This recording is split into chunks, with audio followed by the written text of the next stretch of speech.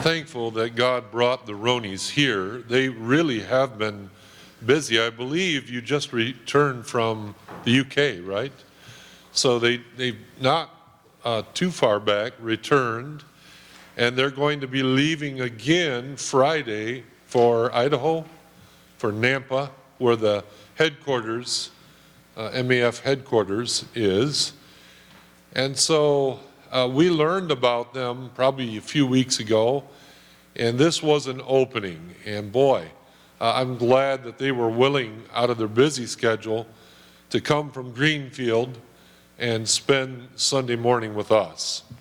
So it is my privilege to welcome you now to come and share whatever God has laid on your heart.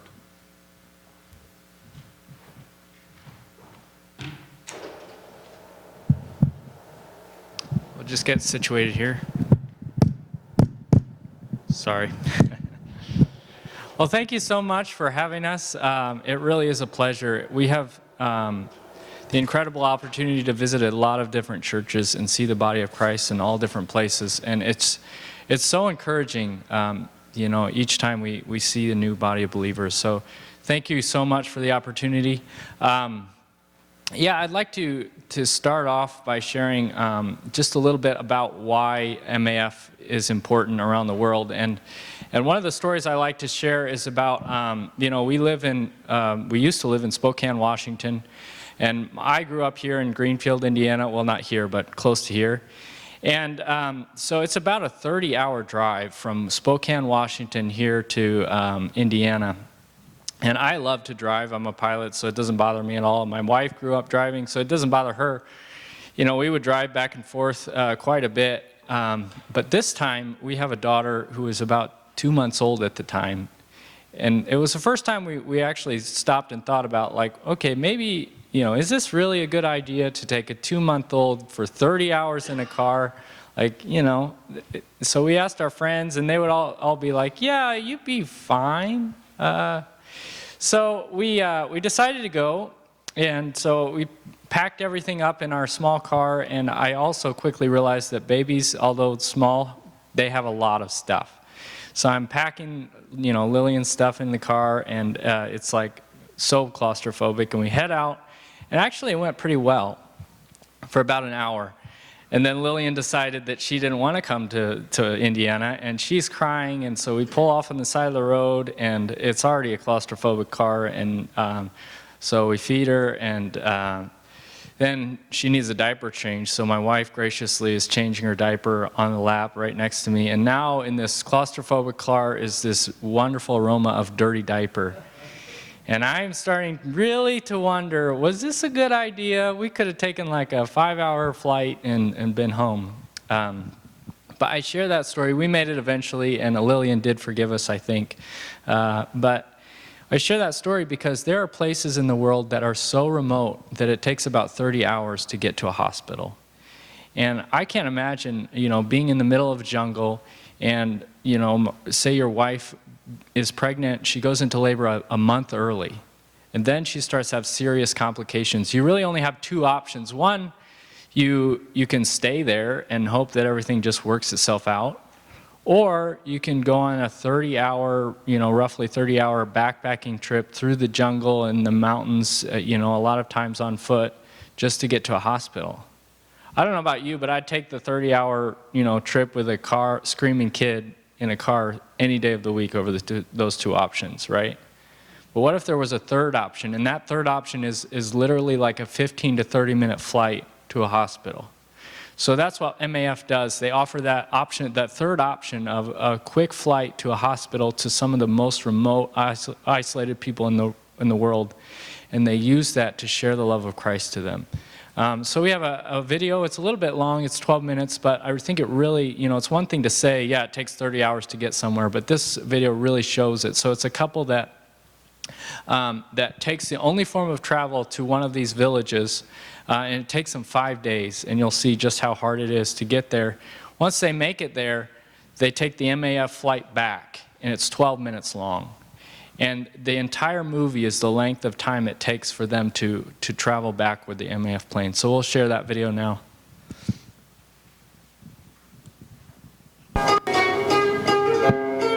We're here in the Krayan region of North Kalimantan, a vast rainforest dotted with isolated villages, home to the Dayak people.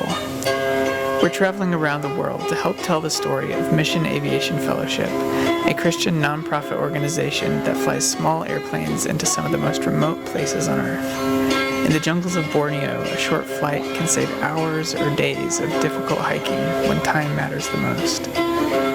We wanted to experience firsthand just what it would be like to travel from one village to another without MAF. We hired a local guide to take us through the jungle from Longbawan to Binawang, a trip that would only take 12 minutes by plane, but for us would take 5 days and 3 modes of transportation.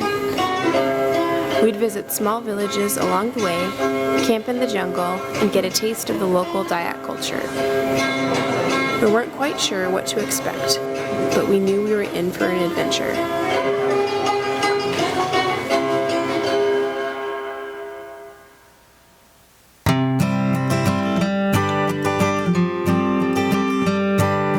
All right, it's Saturday afternoon.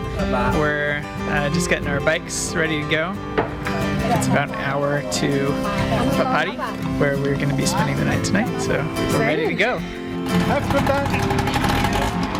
Have a good night. Yeah.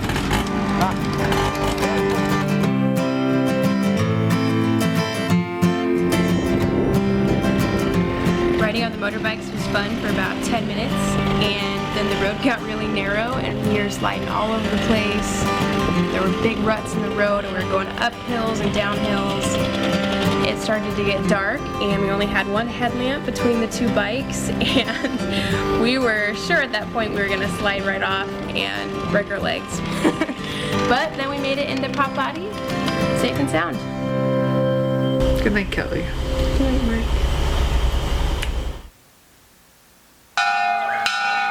Day 2, we are here in Papadi. It's just beautiful. There's rice paddies and farmers out with their water buffalo.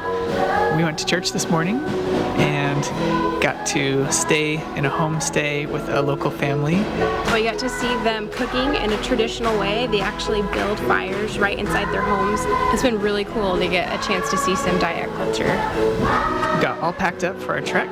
We met our guide, Jones, and Junie, our porter, and I think we're gonna have a really fun time with these guys. They seem really cool. We're ready. All right, we're starting off. This is day 3, sort of our trek. Day 1 of actual walking. We'll see. By the end of the trek, maybe we will have been wishing we would have just taken that 12-minute flight.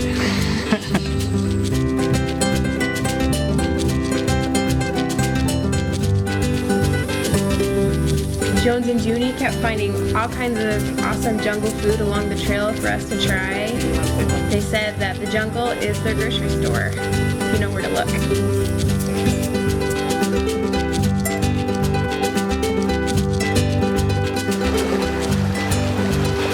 We ended up getting into camp about 5 minutes before it started pouring rain.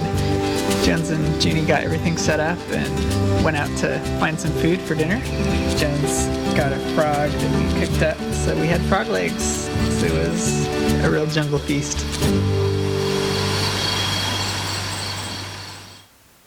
Good morning. It is day 4. Best way to keep out the leeches is to tuck our pants into these tall soccer socks, and we got these awesome $3 Indonesian rubber cleats that everybody wears out here in the jungle. We're ready to go.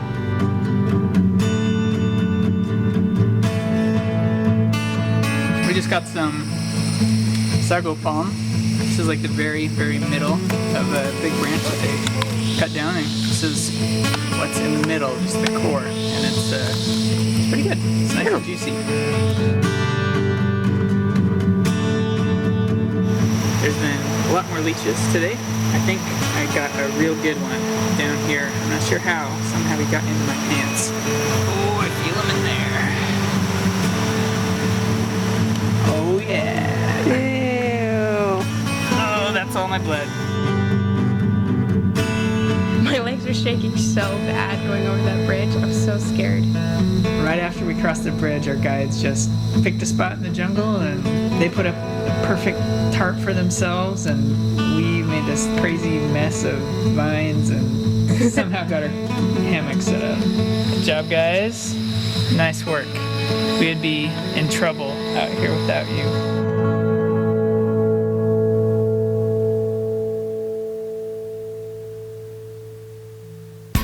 So, day 5, we slept great up in our hammocks.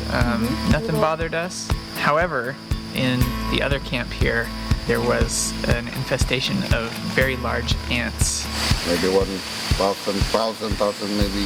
Thousands of ants crawling over our guide and our porter last night while they were sleeping. Many ants. Black. Today we have maybe 2 or 3 hours to hike until we get to Lompati. That's what Joan says. So let's go. Let's go.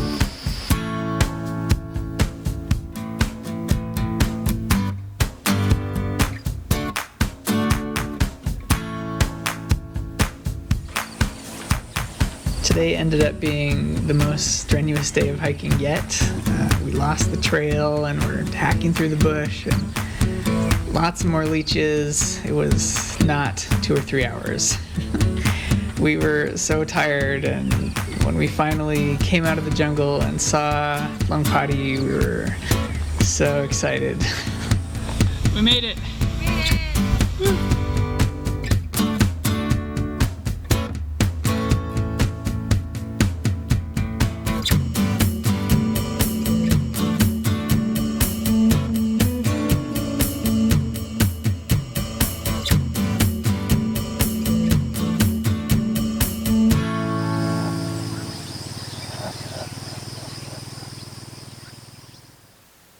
Alright, this is day 6. Last day. Last day. We today have taken 1 canoe, then we had to portage around some rapids, and now we are waiting for the second set of canoes. Assuming all goes well, we'll get on the plane and we'll fly home.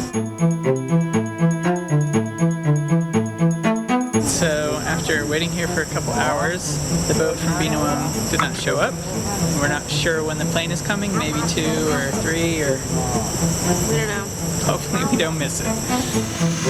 We just met this guy who has a tiny little canoe with a motor attached to it. He offered to take us to Binawang. There's no cell phone coverage here. Our sat phone is broken. We're supposed to have been in Binawang already to radio the plane. We really don't want to miss our plane, so I think we just got to go with him. Hope we don't tip over.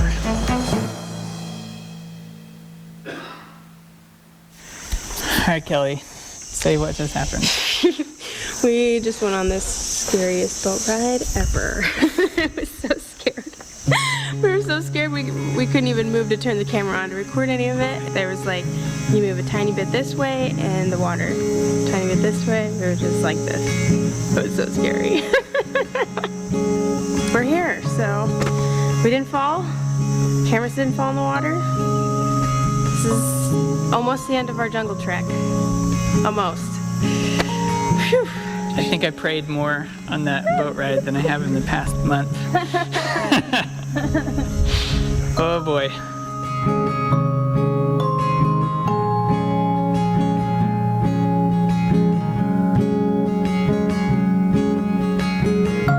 High five. Yeah. All right.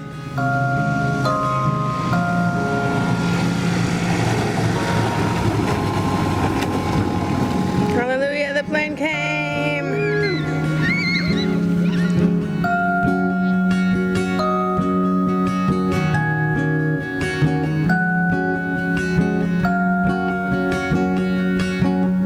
There you go, man. Yeah. We're ready. We're ready. We had a good time. Really good. Yeah, really good.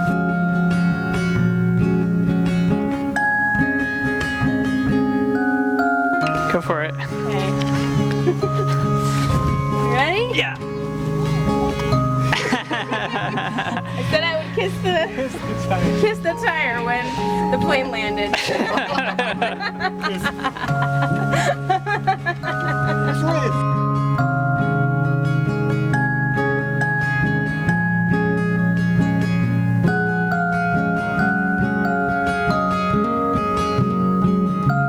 Mike Papa Yankee is from Malinao to Tarakan, climbing to 5,500. Estimated arrival 0730. From the town of Long Bawan to the village of Binawang, they can take days of hiking through the jungle, but you don't really need to do that, and people really don't anymore because there's MAF. It's just a quick 12-minute flight. It makes me feel really good, actually, like I've helped them a lot in a tangible way. Just saving them this arduous trek really helps people out. This trip was a really fun adventure for us, but for somebody who is sick or injured or just needs to get somewhere quickly, it would be an extremely difficult journey. To put this all in perspective, if we had taken off from Long Bawan at the very beginning of this video, we'd be just about ready to land in Binawang right now. No terrifying boat rides, no muddy roads, and no leeches. We're glad we took the long way around this time, but it's good to know that MAF is here for those who need help the most.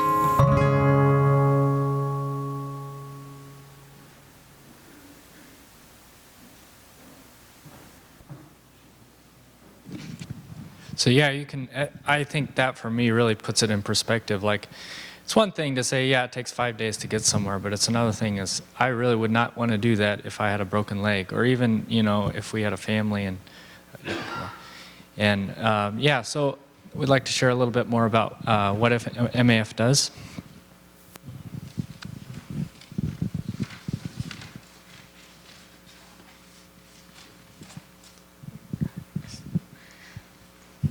So like Ben mentioned, thank you so much for having us. It's just so encouraging for us on our journey to visit churches like yours. And just a little bit about Mission Aviation Fellowship's mission and vision statement. Our desire is to see the isolated people changed by the love of Christ. And we do that by bringing help, hope, and healing through aviation. So our goal is to be a missionary first and then aviator second. A little history about MAF. It started in 1945, right after World War II, when a few US and UK pilots had a desire to use their aviation skills to share the gospel. And so Betty Green is the lady on the left, one of the founders of MAF, and Nate Sain on the right, one of the first pilot mechanics. Yeah, so we will be serving, Ben will be the primary mechanic in Mozambique, and their official language is Portuguese. And some of you might have heard of Ryan and Annabelle Coer's case of he was unfortunately wrongfully arrested, and thank you all so much for your prayers this last October. He was officially exonerated of all the charges against him, and they welcomed their baby daughter in January, and they're looking forward to going back to Mozambique this April. So yeah, also what she didn't mention is we'll actually be serving in the same base as the Corps, so that'll be pretty exciting. A little bit about myself. I grew up in Greenfield, Indiana, on an apple orchard actually, and my parents are both Christians, and I also, you know, growing up on a farm, I was always working on maintenance and stuff, and I didn't think much of it, and it's also right near an airport, so God kind of put everything there, all the ingredients there, but I didn't realize what was happening until much later. So I accepted Christ when I was about 5 years old, and as I got older, God would show me more and more about what it meant to follow Him. So when I was in middle school, I went to youth group, and one day they gave us all 3x5 cards and said, okay, write down what you think you want to do when you grow up. I was about 12, so you know, I think I thought I had life all figured out. So I wrote down what I wanted to do, and then they had us turn the card over, and they said, okay, what do you think God wants to do with your life?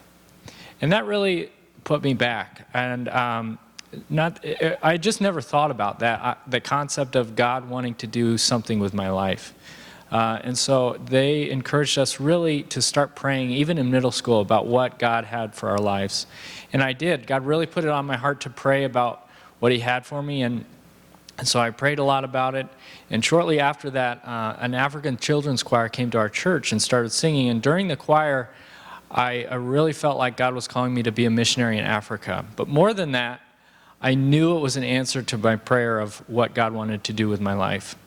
And so I struggled with that about what it looked like and if that was God for quite a while until the senior year of high school, when I was introduced to a missionary who had been to Africa. And he knew me pretty well, and he knew that I grew up on a farm, and I loved maintenance and working on stuff, and I also loved airplanes, but I didn't really think of it as a career.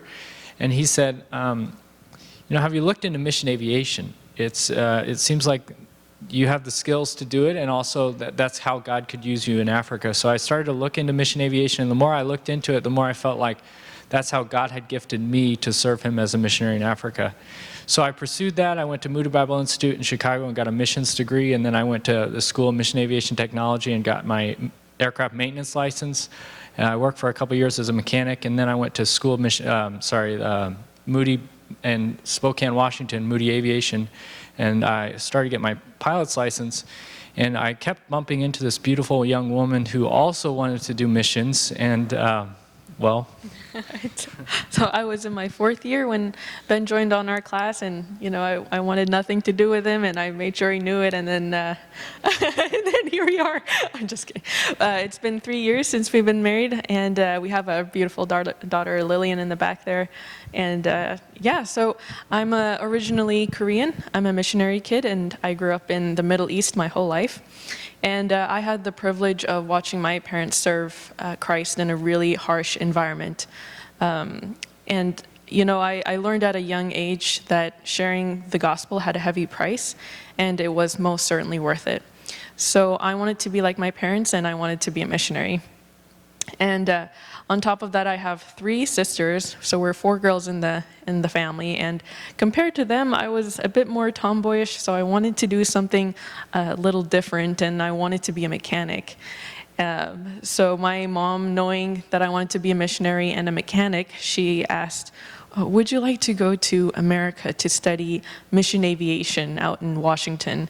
And I was 12 at the time, and I said, yes, that sounds like a good idea. So I graduated high school, and I flew from the Middle East to the States to study in Moody, and that's where Ben and I met. Yeah. Okay. So a couple years after Ben and I got married, we decided that God was calling us overseas to missions, and we really resonated with Mission Aviation Fellowship's mission and vision statement. And so we, on our onboarding process of joining with MAF, we felt like God was calling us to Mozambique. And after a lot of prayer, we shared that with MAF, and not long after our decision, the African regional director of MAF came and shared with us that they had been praying for a maintenance specialist to serve in Mozambique for the past 10 years. And it's just a real testament and real affirmation that God is calling us there, and he has been preparing a spot for us. So yeah, thank you so much. Thank you so much for this opportunity to come and share a little bit about ourselves. They also they asked us to share a little bit about missions and give a short message. And I was thinking about it. I was thinking about missions, and I recently bought a new camera, and I was curious. I spent quite a bit of money for a new camera, and I was, phones these days are so good. I was like, does it actually make a difference? Well, what's the difference between a really nice camera, or a relatively nice camera, and your phone? So I took a picture of the same thing, same everything, and I put them side by side to compare. And we'll see. I have a couple here. We'll see if you can tell the difference. Sorry, the projector is not great. I'm not sure this will work, but any guesses? So the picture on the right, it's a little hard to see, I apologize, but the picture on the right is actually the better camera, and the picture on the left is the worst one. And I was trying to figure out why one looked different and a little bit better, and I noticed that has to do with the focus, right? So on the left, it's not that, our daughter is out of focus, Lillian. It's that everything in the picture is in focus.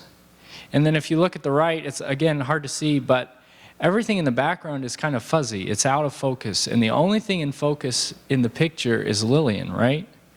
And when you have a daughter as cute as Lillian, why would you want anything else in focus, right?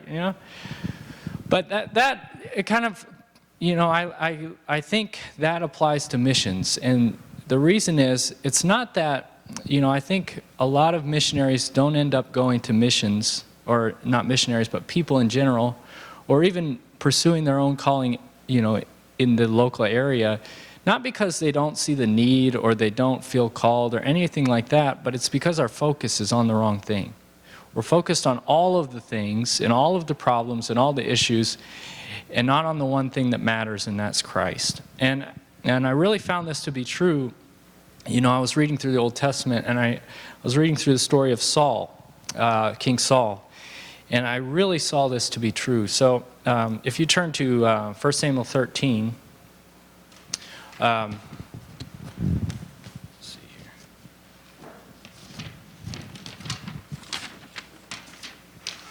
1 Samuel 13, we'll start in verse 3 and read to verse 8. It says, verse 3, Jonathan defeated the garrison of the Philistines that was at Gibeah, and the Philistines heard of it. And Saul blew the trumpet throughout all the land, saying, let the Hebrews hear, and let all Israel hear.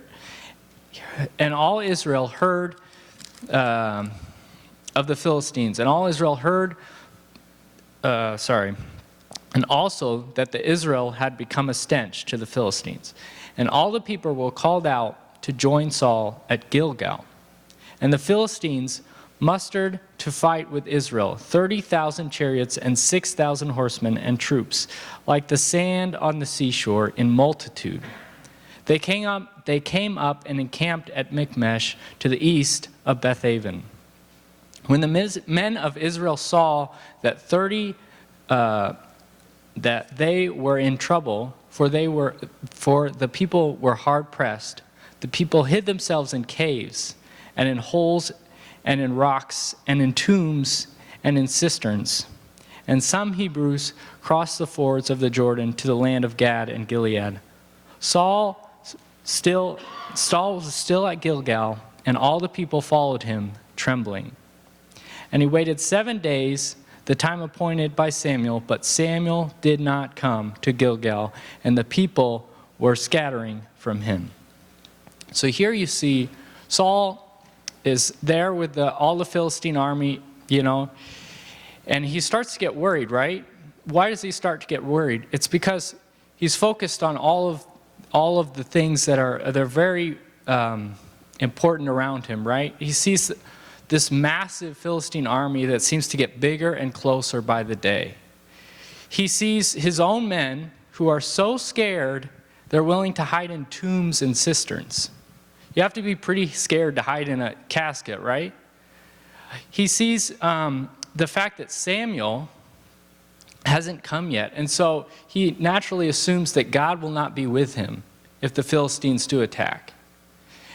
And so all of this overwhelms him, and it's not that he's not focused on Christ, it's that he let himself get so distracted by all of these other things, and it started to creep in. And if I'm honest, I think we do the same thing a lot. It's not that we're not focused on Jesus. It's that we see all of the problems in this world. We see, the fact that our government is topsy-turvy and anything could happen. We see so much sin in the world. We see so much evil and distress and hardship. And, there's these people in such remote places without any help. So what do? Well, what did Saul do? It says in 1 Samuel 13:9, so Saul said, bring the burnt offering here to me and the peace offerings. And he offered the burnt offerings. As soon as he had finished offering the burnt offerings, behold, Samuel came, and Saul went out to meet him and greet him. So what did Saul do after he was focused on all of the wrong things? Well, he decided to take it on himself to fix the problem, and he offered the sacrifice, right? And that's a lot of times what we do. We see all this evil and pain in the world, and instead of waiting for God, we take it upon ourselves to go out and fix the problem. And as a result, God gets someone else to use. And you see that in 1 Samuel 13 through 14. It says, and Samuel said to Saul, "You have done foolishly. You have not kept the commandment of the Lord your God with which he commanded you. For then the Lord would have established your kingdom over Israel forever. But now your kingdom shall not continue. The Lord has sought out a man after his own heart, and the Lord has commanded him to be prince over this people, because you have not kept what the Lord had commanded you." So he got someone else. And you think, well, you kind of, Saul, yeah, he should have been focused on God, but can you blame him? There's so much around him that was distracting him. Well, if you think about it, and I didn't realize this until I studied a little, but Saul actually is camped at Gilgal. And that may not mean much to you, but actually, Gilgal was the place where Israel first crossed the Jordan into the Promised Land.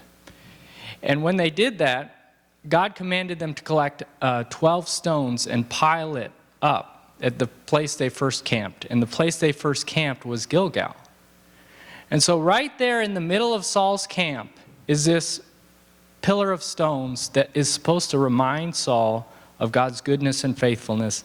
It's supposed to remind Saul of how God has always taken care of his people in the past, and he will always take care of his people in the future. And instead of focusing on that one thing that mattered, he was focused on all the things that didn't matter, and he made the wrong decision, and he tried to do it himself. And because of that, God used someone else for his ministry. And I think, it's the same with missions. We rush out and try to do it on our own, and God sees that, and because of that, he gets someone else to use. So what's the right answer? How do we focus on the things that matter? Well, if you remember the story, you know that, instead of using Saul, God used Jonathan, his son.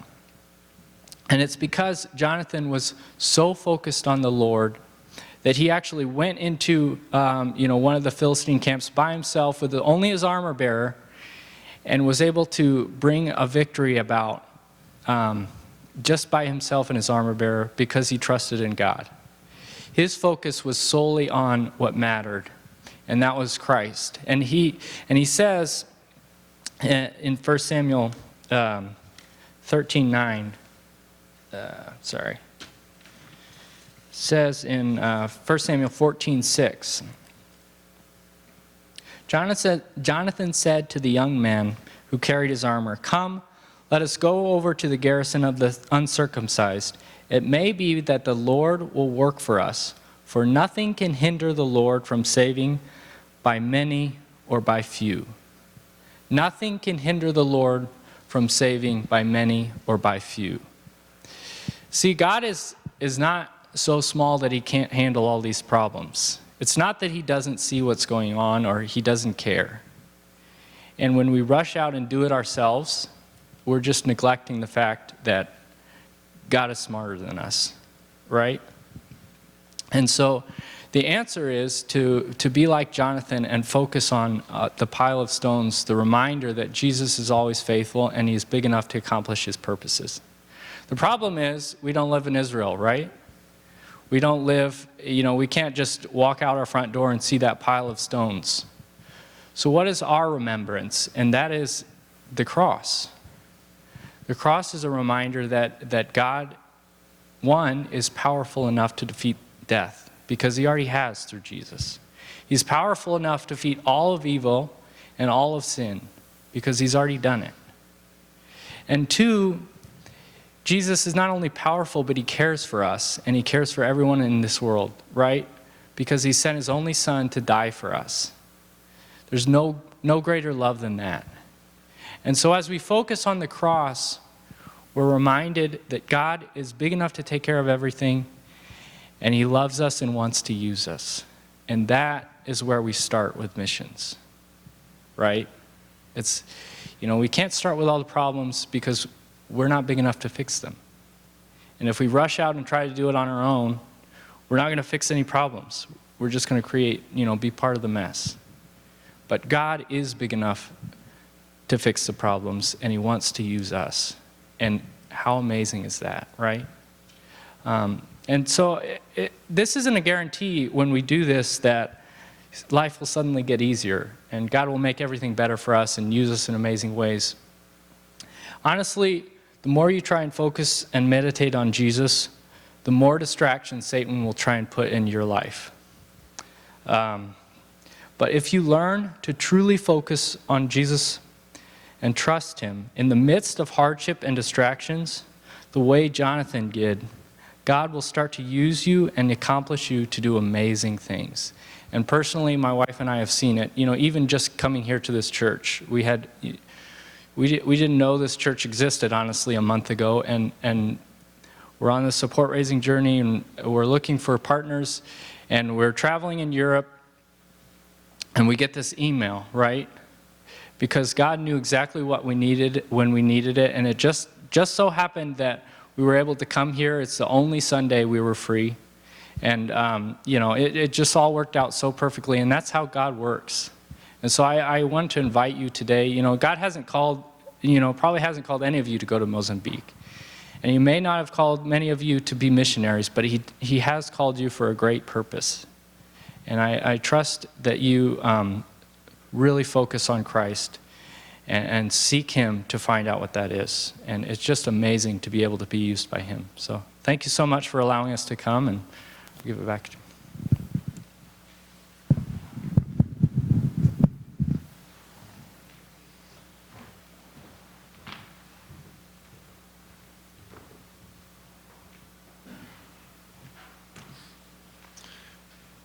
Thank you for sharing the important ministry of MAF and for telling us to stay focused. Boy, that's important.